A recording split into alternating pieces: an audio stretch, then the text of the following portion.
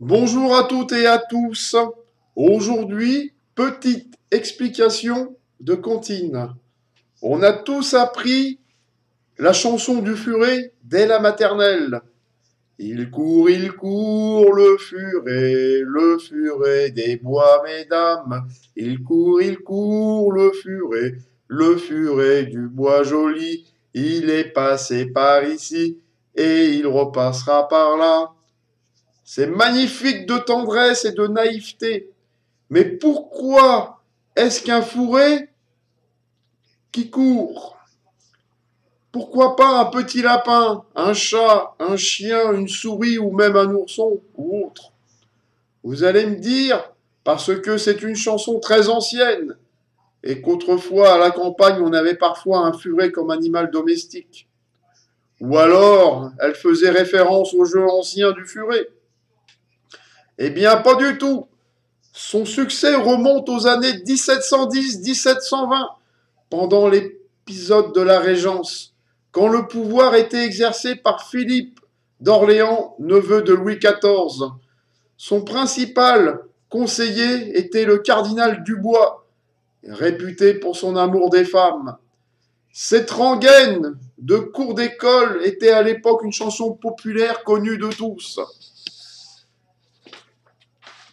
Il s'agit d'une contrepétrie qui se moquait de ce curé trop porté sur la jambe féminine. Il court, le furet, est à comprendre ainsi. Il fourre, le curé. Ce n'est pas un furet qui vient du bois, mais le curé du bois en un seul mot. Sinon, qu'il y a l'intérêt de rajouter madame, mesdames. Beaucoup de ritournelles enfantines ont un sens caché. Même la plus célèbre au clair de la lune, qui remonte à au moins 3 siècles. Au clair de la lune, mon ami Pierrot, prête-moi ta plume pour écrire un mot. Voici l'explication de texte du spécialiste chanson de France Info, Bertrand Dical. La lune, c'était la paire de fesses. La plume, le sexe masculin. Toute la chanson est à double sens. À l'époque, les adultes comprennent parfaitement ce qu'elle signifie.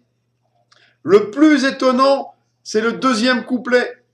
Au clair de la lune, Pierrot répondit, je n'ai pas de plume, je suis dans mon lit.